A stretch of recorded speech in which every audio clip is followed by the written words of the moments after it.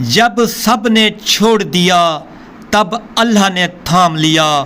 رات کی تاریکی میں مدھیہ کی آنکھوں سے بہتے آنسو چپ چاپ اس کے گالوں پر گر رہے تھے۔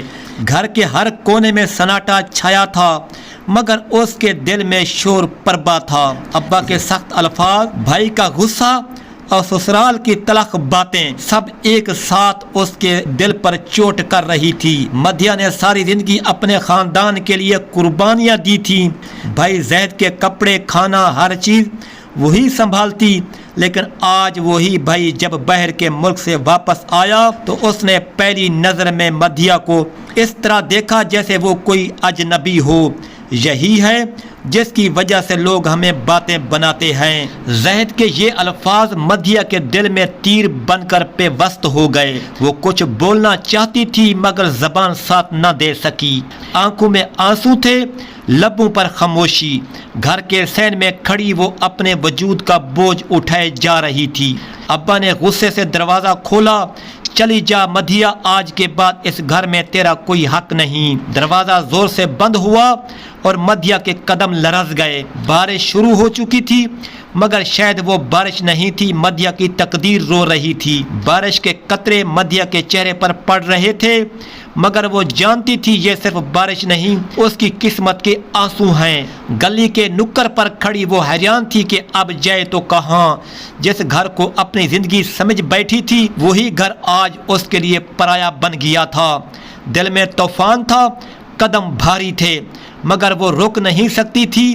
رات کے اندھیرے میں وہ آہستہ آہستہ چلتی رہی، ہر قدم پر یادیں اس کا پیچھا کرتی رہیں۔ امی کی آواز، بھائی کا بچپن، وہ سب لمحے جیسے آنکھوں کے سامنے ناچ رہے تھے۔ مدھیہ کے کانوں میں ابا کے الفاظ گونج رہے تھے، چلی جا، تیرے لیے یہاں کوئی جگہ نہیں۔ وہ بار بار پیچھے مڑ کر دیکھتی مگر دروازہ بند تھا، جیسے رشتے کا دروازہ ہمیشہ کے لیے بند ہو گیا ہو۔ شہر کے کنارے ایک پرانا بس اسٹینڈ آیا، وہ وہاں آ کر بیٹھ گئی۔ سرد ہوا اس کے بھیگے کپڑوں سے گزر رہی تھی مگر اندر کی ٹھنڈک زیادہ تھی۔ ارد گرد اجنبی چہرے، اجنبی آوازیں، سب کچھ دھندلا سا لگ رہا تھا۔ اس نے دل میں سوچا، کیا میں نے واقعی کوئی گناہ کیا تھا؟ کیا ایک بہن کا خاموش رہنا بھی جرم بن جاتا ہے؟ ایک لمحے کو اس کی آنکھوں کے سامنے زید کا چہرہ آیا، وہی بھائی جس کے لیے وہ راتوں کو جاگتی تھی، کھانا بناتی تھی اور دعائیں کرتی تھی۔ آج وہی بھائی اسے مجرم سمجھ کر نکال چکا تھا۔ مدھیہ کی لبوں سے ہلکی سی آہ نکلی، کاش ایک بار میری بات سن لیتے، کاش ایک بار یقین کر لیتے۔ اسی دوران ایک بس آ کر رکی۔ ڈرائیور نے آواز دی، بہن جی کہاں جانا ہے؟ مدھیہ نے اپنی نم آنکھیں اٹھائیں اور آسمان کی طرف دیکھا، جہاں قسمت لے جائے یہ کہتے ہی وہ بس میں بیٹھ گئی۔ شہر کی روشنیاں پیچھے رہ گئی اور اندھیرا اس کا ساتھی بن گیا۔ مدھیہ جا تو رہی تھی مگر اس کے دل کا بوجھ اس کے ساتھ ہی تھا۔ وہ نہیں جانتی تھی کہ آنے والے دن اس کے لیے کیا لکھ چکے ہیں، لیکن ایک بات طے تھی، اب وہ وہی مدھیہ نہیں رہی جو کبھی خاموشی سے ظلم سہ لیتی تھی۔ مدھیہ کی آنکھوں میں بارش تھم چکی تھی مگر دل کے اندر ایک طوفان اب بھی چل رہا تھا۔ وہ بس کی کھڑکی سے باہر دیکھ رہی تھی، اندھیری رات اور شہر کی روشنیوں میں اس کا ماضی گھلتا جا رہا تھا مگر سوال اب بھی زندہ تھا، آخر میں نے ایسا کیا تھا جو مجھے اپنے ہی گھر سے نکال دیا گیا؟ قصہ کچھ یوں تھا کہ چند ماہ پہلے مدھیہ کے بھائی زید بیرون ملک ملازمت کے لیے سعودی عرب چلا گیا تھا۔ گھر میں صرف امی، بھابھی، روبینہ اور مدھیہ رہ گئی تھی۔ ابتدا میں سب ٹھیک تھا مگر آہستہ آہستہ روبینہ کا رویہ بدلنے لگا۔ وہ مدھیہ سے چھوٹی چھوٹی باتوں پر جھگڑنے لگی، امی کے کان بھرنے لگی۔ ایک دن محلے کے ایک آدمی نعیم نے گھر کے سامنے کھڑے ہو کر مدھیہ سے کوئی بات کی، بس وہ لمحہ روبینہ نے دیکھ لیا۔ اس کے بعد جو ہوا وہ مدھیہ کے لیے قیامت بن گیا۔ روبینہ نے آدمی سے کہا، امی مدھیہ کی حرکات ٹھیک نہیں ہے، لوگوں میں باتیں بن رہی ہیں، زید کا نام بدنام ہوگا۔ امی چونک گئی مگر خاموش رہی۔ دوسرے دن روبینہ نے زید کو ویڈیو کال پر سارا واقعہ بڑھا چڑھا کر سنا دیا۔ زید نے غصے میں آ کر چیخا، امی اسے گھر سے نکال دو، میں ایسی بہن نہیں رکھ سکتا جو خاندان کی عزت پر دھبا بن جائے۔ مدھیا سن رہی تھی مگر بول نہیں سکی۔ اس نے جتایا بھی کہ وہ بے قصور ہے مگر کسی نے یقین نہ کیا۔ امی نے آنکھوں میں آنسو لیے دروازہ کھول کر کہا بیٹی جا کچھ دن کے لیے کہیں چلی جا، حالات سنبھل جائیں تو واپس آنا۔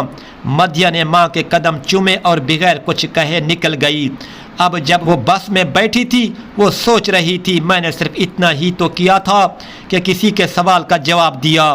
کیا عورت کی خاموشی ہی اس کی عزت کا ثبوت ہے؟ کیا میری سچائی کسی کو نظر نہیں آ سکتی؟ مدھیا نے دل میں عہد کیا میں واپس آؤں گی مگر اب بے سہارا نہیں، میں اپنی سچائی کو ثابت کر کے رہوں گی۔ میں وہ کہانی بنوں گی جیسے دنیا یاد رکھے گی۔ اس کی آنکھوں سے آنسو بہہ نکلے مگر لبوں پر پہلی بار ایک ہلکی سی مسکراہٹ تھی، کیونکہ اس نے خود سے وعدہ کیا تھا کہ اب زندگی اس کے فیصلے سے چلے گی، کسی الزام سے نہیں۔ بارش ابھی بھی زوروں پر تھی۔ مدھیا گیلے قدموں کے ساتھ اسٹیشن کے باہر نکلی تو اچانک سامنے ایک شخص کھڑا نظر آیا۔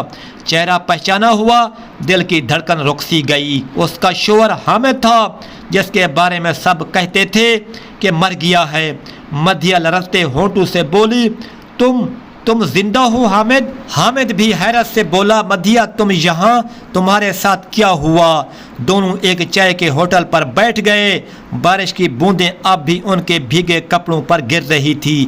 مدھیا کی آنکھوں سے آنسو بہہ نکلے۔ اس نے ساری داستان سنا دی کہ کیسے بھابھی نے اس پر الزام لگایا کہ بھائی غیر ملک سے آیا اور بنا کچھ سنے اسے گھر سے نکال دیا، کہ کس طرح سب نے اسے تنہا چھوڑ دیا اور وہ در در کی ٹھوکریں کھاتی رہی۔ حامد کے چہرے پر دکھ کی لکیریں گہری ہوتی گئی۔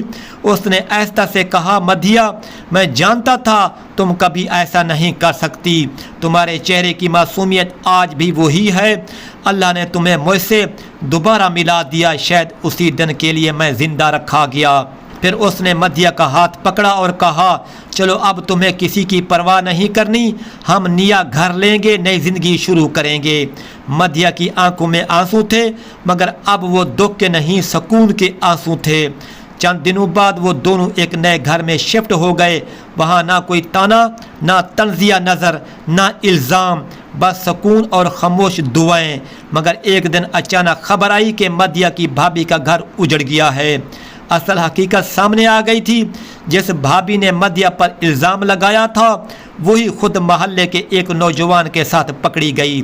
اس کا بھائی روتا ہوا کہتا تھا کاش میں نے اس دن اپنی بہن کی بات سن لی ہوتی، میں نے سچ کو دفن کر دیا تھا اپنی آنکھوں سے، مگر اب سب کچھ ختم ہو چکا تھا۔ مدھیا نے صرف اتنا کہا اللہ دیر کرتا ہے مگر اندھیر نہیں کرتا۔ وہ اپنے شوہر کے ساتھ مسجد کے باہر بیٹھی تھی، ہاتھ اٹھائے، آنکھوں میں سکون، چہرے پر روشنی۔ میرے اللہ تو ہی میرا سہارا ہے، تو نے میری عزت لوٹا دی، میں شکر گزار ہوں۔ بارش رک گئی تھی، آسمان صاف ہو چکا تھا۔ مدھیا کے دل کا بوجھ بھی برسوں بعد ہلکا ہو گیا۔ یہ تھی ایک عورت کی سچائی، صبر اور رب پر یقین کی کہانی۔